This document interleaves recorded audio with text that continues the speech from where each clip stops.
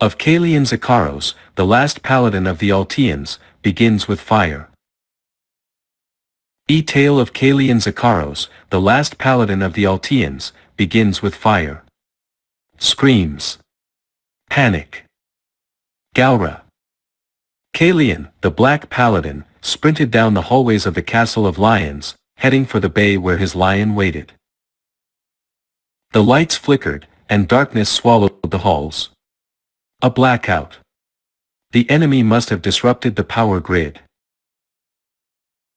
Emergency lights kicked in, red, low energy, ominous. They bathed the chaos around him in a bloody glow. He had to get to his lion. Maybe the others had made it too. Except for red. And green. Nearly half the team, his friends, were already dead. Red was crushed under debris in the control room. A barrage from 3 Gaura warships had torn through their defenses in seconds. Green had been ripped into the void of space before the blast shield sealed the breach. Weapons fire finished what vacuum had started. This wasn't an assault. This was annihilation. Kaelion burst into the hangar. His lion stood ready. He scrambled aboard and reached the controls. Then the ship shuddered violently. He was thrown across the cockpit, smashing into a bulkhead. His vision blurred. A second jolt rocked the castle, as if it were being shaken by a giant. He could hear the alarms and sirens screaming through the base. The castle was initiating an emergency warp. But that alarm, it wasn't a jump warning. It meant the bay doors were jammed open. They couldn't seal them. Kaelion struggled back to the console, just in time to hear the comms. Red and green, silent. Yellow, no response. But blue was still alive. Kaelion heard him, frantic. K. They've gotten aboard. They got yellow. I think we're all that's low. A sudden crash. A horrible squelch. Then, silence. A faint gasp. Breathing. Blood in the throat. Then one final word. Kaelion. And the line went dead. Kaelion would never forget that voice. It would haunt him like the image of Green's last scream, like the look of fear in Red's eyes as he was buried.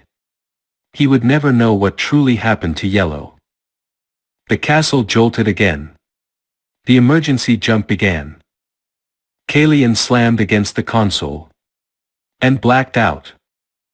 The Black Lion, sensing the danger, launched from the bay, barely escaping the jump's event horizon.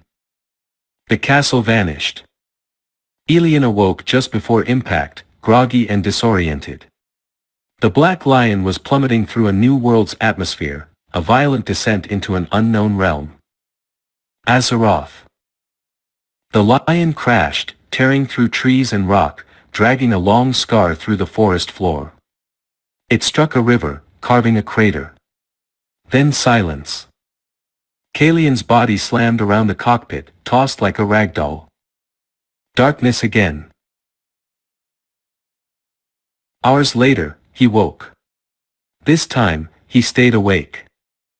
Pain came rushing back. His head ached. His suit sparked and hissed. But it had done its job, he was alive. He tried scanning the area. No results. No castle. No other lions.